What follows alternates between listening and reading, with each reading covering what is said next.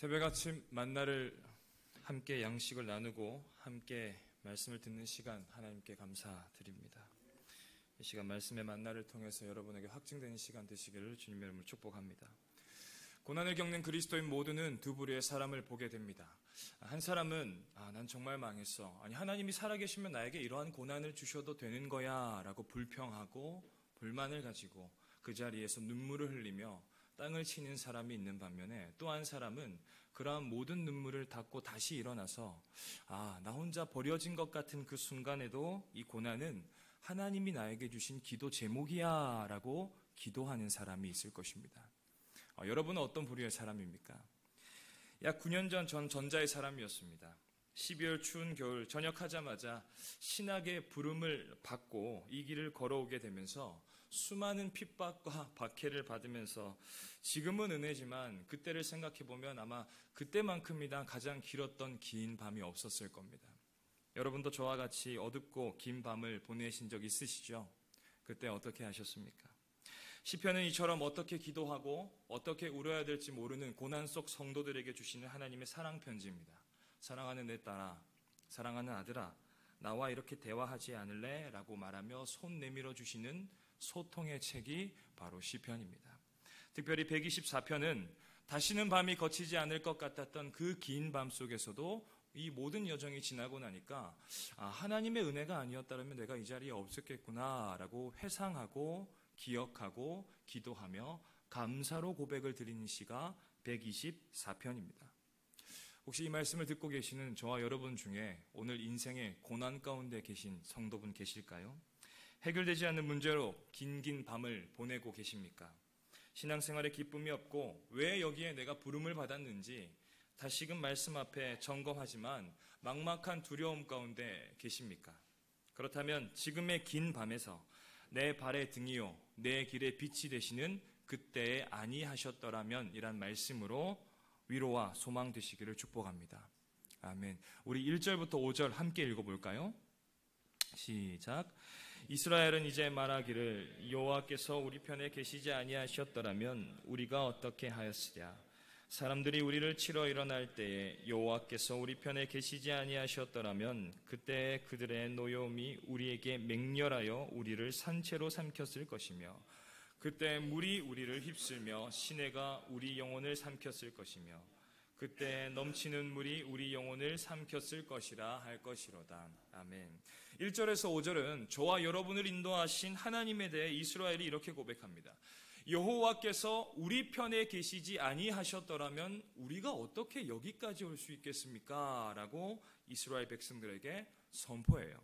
여기 1절과 2절 그리고 3절과 4절을 보니까 하나님께서 우리 편에 계시지 아니하셨더라면 이란 단어가 약 3번이나 등장합니다. 히브리어에서 이 3번 강조는요 굉장히 그 문맥을 강조하는 의미를 뜻합니다. 그러니까 다시 말하면 이스라엘의 전 역사가 하나님께서 이스라엘 편에 계시지 아니하셨더라면 그 자체의 역사였다는 거죠. 그들의 흔적들을 좀 되짚어 봅시다. 400년이란 노예 생활에서 언약의 신음소리를 들으시고 구원하셨던 하나님, 홍해를 가르고 육지를 건너게 하시며 그 모든 길을 열어주셨던 창조주 하나님도 만났고요. 40년이란 광야에서 날마다 만나를 내리실 때도 의복이 헤어지지도 않고 발이 부러뜨지도 않는 공급하시는 하나님을 만났습니다. 또 요단강을 건널 때도 여리고 성을 함락할 때도 여호와께서 이스라엘 편에 되어주시지 않았더라면 그 모든 것이 불가능했다라고 인도자는 이스라엘에게 선포합니다. 그러니까 다윗이 이스라엘에게 말합니다. 여러분, 여호와께서부터 적으로부터 여러분을 보호하시고 지켜주신 그 하나님의 은총과 사랑 때문에 지금 여러분이 이 자리에 있는 것입니다. 여호와께서 이스라엘 편에 계시지 않으셨다라면 오늘 저와 여러분이 이 자리에 없는 것입니다. 라고 인도자가 회중들에게 좀 선포하고 있는 거예요. 오늘 이 새벽 만나가 우리에게 주시는 메시지 중 하나는 여러분의 그 인생의 여정을 다시금 돌아보니까 하나님이 나의 편에 계셨기 때문에 우리가 이 자리에 있었음을 고백할 수 있는 시간이 오늘 새벽 시간이 되시기를 원합니다. 제가 신대원 1학년 때 이제 우리가 인천에 거주하잖아요. 저희 학교가 양평에 있습니다. 그래서 하나님이 은혜를 주셔서 인천에서 양평까지 지하철을 타고 다녔어요. 저는 고향이 부산이다 보니까 서울 사람들은 다 그렇게 타고 다니는 줄 알고 있습니다. 그래서 지하철로 약 한 3시간 반 걸렸거든요. 대중교통을 이용했을 때. 그래서 서울 사람들은 다 이렇게 멀게 하고 다니는구나 라고 생각을 했는데, 한날은 이제 1학년 때 교수님께서 가장 멀리 온 사람의 손을 드시면 제가 책을 선물로 드리겠습니다 이렇게 하는 거예요. 그래서 저는 당연히 다 그렇게 다니니까 손 안 들고 있었는데, 옆에 있는 제 전도사님께서 전도사님 어디서 오십니까? 그러니까 제 인천에서 옵니다 라고 얘기를 했어요. 그러니까 그분이 진짜 멀리서 오시네요. 거기서 오면 한 얼마 정도 걸립니까? 한 3시간 반 정도 걸립니다. 이제 버스 한 번 타고 지하철 2번 타고 또 버스 한 번 타면 그 정도 걸리는 것 같아요. 그러니까 와, 정말 멀리 오십니다 하면서, 그때 책 받아갔던 사람이 강원도 원주에서 1시간 거리 그분이 타갔어요. 그러니까 제가 제일 멀리서 오는 줄을 저는 상상도 못했어요. 근데 지난 시간을 좀 되돌아보니까 이제 5년 정도가 지하철을 타고 통학을 했었는데, 알고 보니까 목사님이랑 그 앞에 사역자들은 약 8년 이상을 3시간 반 거리를 타고 다니셨더라고요. 그때 제가 이제 순간 스쳐갔던 게, 마침 청소년 사역자를 이게 담당하면서 청소년들을 케어하던 시기였는데, 청소년들이 워낙 비행 청소년 아이들이다 보니까 너무 사역이 짐이 되고 힘이 되는데, 학업과 사역까지 하려고 하니까 이제 몸에 고동이 오면서 이제 육체의 한계가 오기 시작했어요. 그때부터 제가 다니던 통학의 길이 은혜의 길이 아니고 엄청 불평의 길이 되기 시작했습니다. 하나님 왜 이렇게 멀게 다닙니까, 학교를? 다른 학교 총신대나 고신대는 다 기숙사 생활을 하는데, 아니 통학하는 게 너무 힘든데 이렇게 해도 되겠습니까? 라고 불평을 막 토로하고 있는 시점이었어요. 그러다가 한계에 막 닥치는 시점에 여김없이 그날의 수업을 딱 들어가는데, 수업 앞자리에 소파에 있던 어떤 원우분께서 항상 앞에 앉으시는데, 그분이 항상 일찍 오시던 원우분이 계셨거든요. 이제 그분이 옆에 원우분과 대화를 하고 계시는데 그렇게 얘기하시더라고요. 전도사님은 어디서 오시길래 그렇게 일찍 오십니까? 라고 하니까 그 전도사님이 저는 오키나와에서 옵니다 라고 하시는 거예요. 그래서 제가 순간 그 얘기를 듣고 깜짝 놀랐어요. 아니 뭐 하시는 분이시길래 오키나와에서 오십니까? 그러니까 기자 출신인데 오키나와의 선교를 목적을 두고 있다 보니까 일주일에 2번씩 비행기를 타고 MDB 수업을 들으러 온다고 얘기 들었어요. 그때 제가 지난 한 4년간 5년간 지하철에서 공부하고 말씀 읽고 기도했던 그 모든 파나로마 같은 이 시절들이 다 지나가면서, 그때 하나님이 이렇게 나와 함께 하셨는데 내가 모든 소중한 추억들을 다 잊어버리고 있었구나. 내 앞에 문제가 너무 커 보이니까 하나님이 나의 옆에 계셨던 시절들을 다 잊어버렸구나 하면서 회개와 자백이 나오더라고요. 사무엘상 17장에 보면요, 사울과 이스라엘이 골리앗 때문에 너무 두려워서 벌벌벌 떱니다. 그들이 밤이 짙은 그 사사시대 가운데서도 하나님이 사울을 어떻게 왕으로 세우셨는지, 이스라엘이 다 죽어가는 그 시점에서도 하나님이 사사들을 통해서 어떻게 이스라엘 나라를 회복시키셨는지에 대해서는 다 잊어버리고 골리앗 앞에 너무나 무서운 나머지 더 문제보다 크신 하나님을 보지 못하는 이스라엘 백성들이 저의 모습임을 다시금 발견했어요. 오늘 본문 3절에서 5절은 그런 장면들을 이렇게 얘기합니다. 맹렬하게 나를 삼킬 것 같은 그 고난, 우리 영혼까지 집어삼키는 문제, 그 문제가 물처럼 넘쳐서 감당하지 못하는 위기 가운데 있는 저와 여러분에게도 뭐라고 얘기합니까? 너에게는 어떠한 골리앗이 있니? 너를 밤늦게까지 잠 못 이루게 하는 블레셋이 무엇이니? 라고 주님이 물어보세요. 미래에 대한 문제인지, 사람과의 관계에 대한 문제인지, 의식주에 대한 문제입니까? 질병에 대한 문제입니까? 아니면 죄에 대한 문제입니까? 대체 하나님이 여러분에게 주신 그 사명을 완전히 잊어버리게 하는 그 고난의 올무가 무엇인지 물어보세요. 많은 사람들은요, 이 사무엘상 17장을 보면서 이 사건의 주인공을 믿음이 좋은 다윗이라고 생각합니다. 왜냐하면 문제보다 더 크신 하나님을 보았기 때문이죠. 그것도 맞습니다. 그래서 우리가 그런 설교를 너무나 많이 들어왔고, 문제보다 더 크신 하나님을 바라봐야 됩니다 라고 하지만, 하나님의 관점에서는 이 사건을 통해 내가 바로 너의 하나님이야. 네 인생에 어떠한 폭풍의 문제가 있을지라도 그 폭풍 속에서 더 나를 찾게 하고 더 그분을 바로 알게 하고 전적으로 그 약속을 믿게 하도록 언약 백성에게만 허락하신 축복된 시간이 이 고난의 시간이라고 하나님 말씀해 주십니다. 그래서 고난 속 하나님과 추억이 많은 사람은요, 또 다른 고난을 만날 때 주님, 나 그때 대학원 들어갈 때 정말 힘들었는데 그 말씀으로 나를 인도해 주셨죠. 주님, 지금 내가 힘든 상황을 다시 돌아보니까 내가 처음 교회 왔을 때 내가 어렵다라는 이유로 교회 왔었는데 알고 보니까 그 집사님을 통해서 하나님을 내가 만났는데 그 말씀으로도 내가 지금 다시 만나 주실 것이죠 라고 그때를 기억하고 회상하며, 또 주님, 내가 질병 때문에 속는 셈 치고 기도했는데 믿음이 연약한 나를 치유하셨네요. 그때 치유하신 하나님, 이제는 내가 두려움 가운데 있을지라도 나와 함께 하실 것이죠 라고 고백하며 그때마다 나를 인도하셨던 하나님과의 추억을 떠올리며 지금의 고난의 긴 밤에서도 하나님은요, 찬양하기를 원하십니다. 여러분, 고난의 밤이 짙으면 짙을수록 하나님과 함께했던 추억 속의 약속을 생각하시기를 원합니다.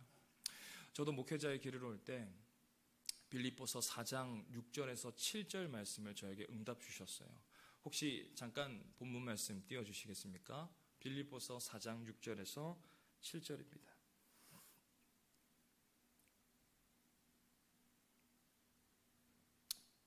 그때 이 길을 올 때 주님께서 이 말씀을 주시면서 저에게 응답하셨는데 함께 읽어봅시다. 시작. 아무것도 염려하지 말고 다만 모든 일에 기도와 간구로 너희 구할 것을 감사와 함께 하리라. 그리하면 모든 재앙에 뛰어난 하나님의 평강이 그리스도 예수 안에서 너의 마음과 생각을 고치시리. 아멘. 제가 이 말씀을 받고 나서 그때는 내가 무엇을 염려해야 되는지 잘 몰랐습니다. 그런데 목회자의 길을 오니까 정말 염려할 게 태산이었어요. 학비는 둘째치고 제가 가진 모든 방향과 계획을 내려놓는 것 자체가 염려였습니다. 저는 이제 군인 출신이잖아요. 그래서 해양경찰 특채가 가능하기 때문에 해경으로 들어가려고 원래 준비된 사람이었어요. 그런데 그런 방향도 내려놓게 하는 게 염려였고요. 또 제가 주님 앞에 가기를 원했던 멘토가 있었는데 막상 신학의 길을 간다고 하니까 제일 반대했던 사람이 그 멘토였던 것도 염려했었어요. 내가 가장 사랑하는 것들을 다 내려놓는 것도 염려했고요. 저희 가정에 저희 어머니 아버지가 원래 불신자였기 때문에 제가 이 길을 간다고 했을 때 그토록 핍박하던 그 두려움과 그 염려 속에 잠겼던 것도 다 모든 게 염려였어요. 근데 주님이 빌립보서 4장 6절에 7절 말씀으로 그때마다 계속해서 염려가 있을 때마다 그 말씀을 더 확증시켜 주셨어요. 여러분, 때로는요, 이 한 말씀이 우리 인생 전체를 인도해 가는 말씀이 되기도 합니다. 분명 여러분이 처음 주님을 만났을 때나 아니면 어떠한 사건을 통해 만났든 간에 여러분의 인생의 표대가 되는 하나님의 말씀이 있을 겁니다. 그 인생이 여러분 전체를 인도하고 그 한 말씀이 때마다 내 영혼을 살리고 때마다 내 인생에 꺼지지 않는 등불이 돼서 여러분의 인도를, 여러분의 길을 그 말씀이 인도하실 것을 주님이 확증시켜 주시는 거예요. 그래서 시편 32편 6절은 모든 경건한 자는 주를 만날 기회를 얻어서 주께 기도할지라. 진실로 홍수가 범람할지라도 그에게 미치지 못하리다 라고 말씀해요. 고난에 직면한 사람은 홍수 같은 고난이 범람해도 그에게 미치지 않는 것이 주님의 약속입니다. 이 말씀이 고난 중에 더욱 확증되고 더욱 깊어지면 깊어질수록 고난이 내게 유익이 되는 사실을 우리가 깨닫게 되는 것입니다. 저는 지금도 염려할 게 태산이지만 그때마다 그 말씀이 방패가 되어주셔서 오늘날 제가 여기 있지 않는가 싶습니다. 여러분도 지금 먹어야 할 만나의 말씀이 우리 인생의 표대가 돼서 때마다 그 말씀에 인도받아 꺼지지 않는 등불의 말씀 앞에 전적으로 순종하시기를 축복합니다. 이제 지금까지 인도하신 하나님의 사랑에 기대어 6절에 이렇게 감사 고백을 하기 원하십니다. 6절 함께 읽어볼까요? 시작. 우리를 내주어 그들의 이에 씹히지 아니하게 하신 여호와를 찬송할지어다. 아멘. 우리를 내주어 그들의 이에 씹히지 아니게 하신 여호와. 내가 마주한 골리앗과 블레셋이 너무 크고 강성해서 마치 하나님이 나를 그들에게 버리신 줄 알았는데 하나님이 결코 우리를 그들의 손에 넘겨주지 아니하신 약속을 붙들고 구원의 하나님을 찬송하라고 명령하고 있습니다. 고난당한 다윗은 자신이 원수들에 의해 씹힐 것 같다고 생각할 만큼 완전히 고통받고 있었어요.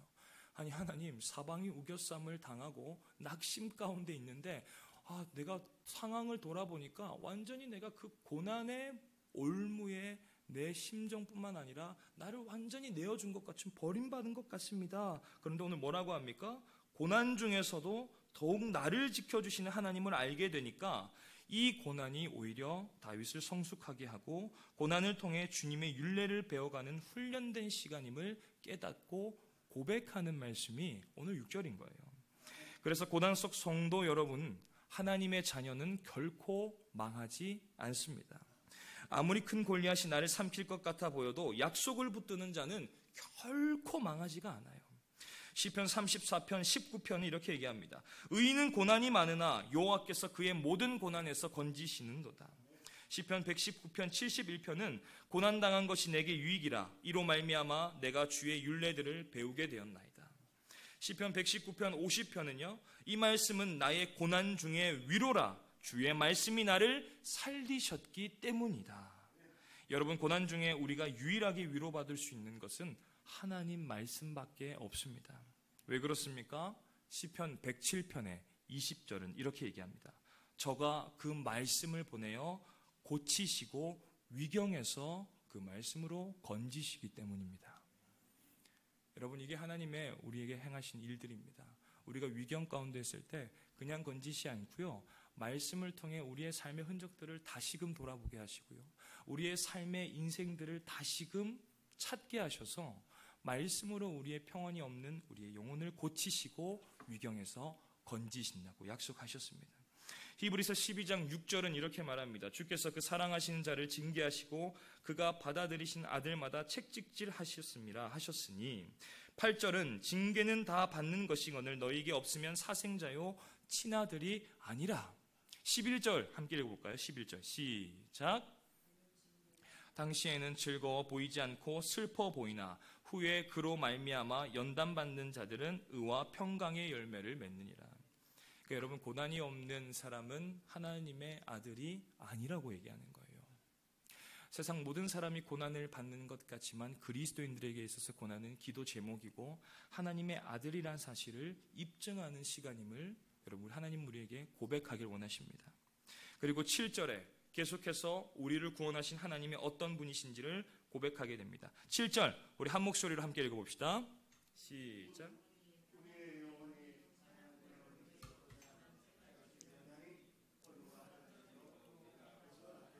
아멘. 실제로 사냥꾼은 사냥할 때 아주 은밀하게 덫을 놓습니다. 이 올무에 걸리면 움직이면 움직일수록 더 얽매이도록 하는 것이 올무가 가진 특징입니다.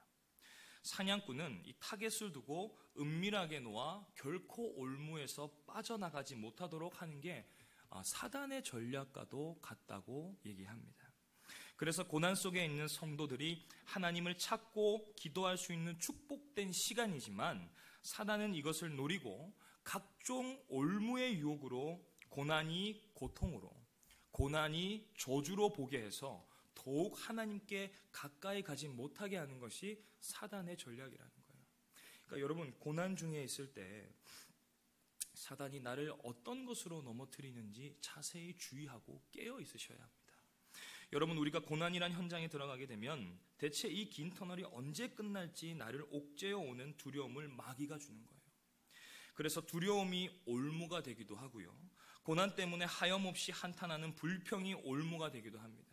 무기력함이 올무가 되기도 하고 말씀에 가까이 가지 못하게 하는 무기력한 신앙이 올무가 되기도 합니다.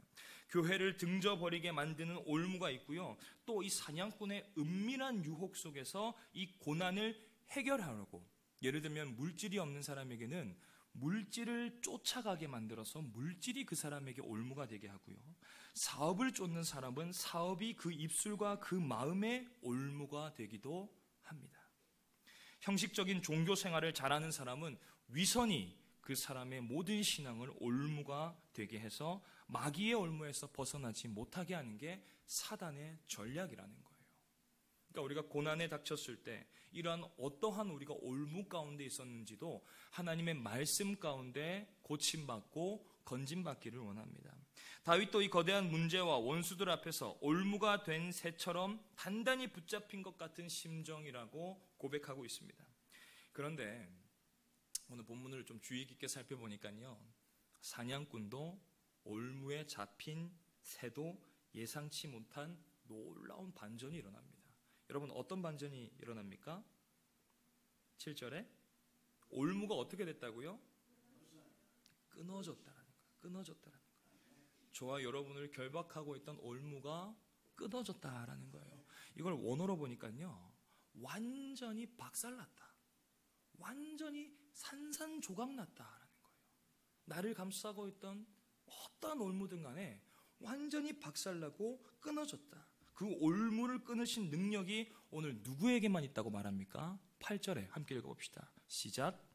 우리의 도움은 천지를 지으신 여호와의 이름에 있다. 아멘. 여호와의 이름에 있다는 표현은 하나님밖에 할 수 없다는 세상 유일한 표현입니다. 우리가 잘 아는 라파엘, 엘샤다이, 여호와 니시, 절대 벗어날 수 없는 내 영혼을 옥죄에 있는 그 올무는 누구만 끊을 수 있다고요? 하나님밖에 끊을 수밖에 없다는 거예요. 잠언 18장 10절은 여호와의 이름은 견고한 망대라, 의인은 그리로 달려가서 안전함을 얻느니라 라고 말씀합니다. 여러분의 얽매이고 있던 그 모든 올무가 세상 유일하게 하나님밖에 끊을 수 없다고 우리에게 저자는 말합니다.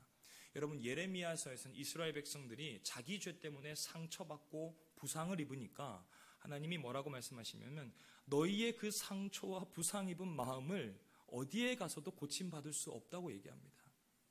그 모든 흔적들의 치유가 누구의 손길로만 치유되냐면 하나님께서 치유하신다고 말씀해 주세요. 그래서 너희들은 나에게 오라. 너희의 눈이 지금 영적 맹인이 되고 절름발이가 되고 때로는 해산하는 잉태한 여인과 같아서 고통하는 시름 가운데 있을지라도 맹인된 자에게는 내가 눈이 되어주고 절름바에게는 내가 다리가 되어줘서 쉴만한 문가로 내가 지탱해서 너를 인도해서 그 물을 먹여서라도 내가 너를 기력을 찾게 하고 회복시키고 치유하시겠다고 약속하십니다. 그 이름이 어디에 있습니까? 오늘 저와 여러분이 믿는 천지의 이름 여호와께 있다고 얘기합니다. 사랑하는 사랑과 성도 여러분, 생각해 봅시다. 우리 인생의 가장 큰 올무는 무엇이었습니까? 하나님의 진노 아래에 있었던 죄와 사망의 올무, 다시는 밤이 거치지 않을 것 같았던 어둠의 올무에서 나를 구원하신 예수님의 십자가는 영원한 저주의 올무를 산산조각 내셨습니다. 그럼에도 나를 구원하신 하나님의 은혜보다 고난의 올무에만 집중하는 사람들이 너무나 많아요. 무너진 기독교의 윤리만 탓하며 한국교회를 정죄하는 정죄의 올무에만 집중하는 사람들이 있습니다. 이전까지도 우리 교회를 향한 비방의 올무에만 집중하는 사람들이 있어요. 공동체 내에서 불순종과 불의로 불평의 올무에만 집중하는 사람들도 있습니다, 여러분. 그래서 우리 공동체 내에 불평과 비방의 올무에만 집중하는 사람이 있으면 너무 섞이지 마세요. 나도 그 올무에 걸릴까 경계하고 주의해야 합니다. 그러나 여러분, 이러한 올무에는 구원이 없습니다. 모두가 거대한 골리앗과 올무에만 집중되어 있을 때 골리앗보다 더 크신 하나님의 성령께서 우리 안에 입주하셨고요. 어떠한 올무도 하나님의 자녀를 얽매이게 할 수 없는 하나님의 약속이 지금 저와 여러분이 겪고 있는 그 고난을 통해서 확증시켜 주시는 겁니다. 그때 이러한 고백이 나옵니다. 나의 도움은 천지를 지으신 여호와의 이름에만 있습니다 라고 고백하게 되는 거예요. 우리 8절 한 번만 더 읽어볼까요? 기도하는 마음으로 시작.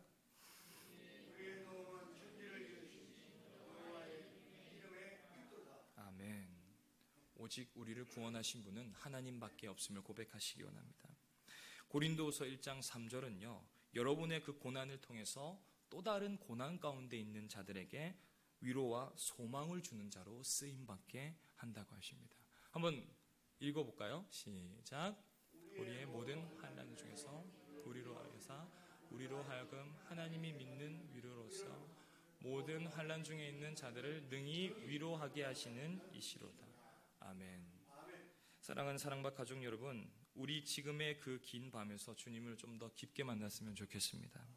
그리고 이 고난이 다 지나가고 그때 하나님께서 우리 편에 계시지 아니하셨더라면 어떻게 되었을까 간증하고 고백하며 그때의 시간을 또 기대합시다. 이 약속은 그때도 지금도 그리고 여러분의 인생을 이끌어 가셨던 것처럼 앞으로도 우리 편에서 계속 인도하실 것입니다. 저와 여러분 모두가 이 신실한 약속에 기대어서 지금의 고난을 능히 이겨내고 하나님의 나라를 세우는데 새 고백으로 이 새벽 아침을 일깨우는 저와 여러분 되시길 주님의 이름으로 축원합니다. 아멘. 우리 합심해서 기도합시다.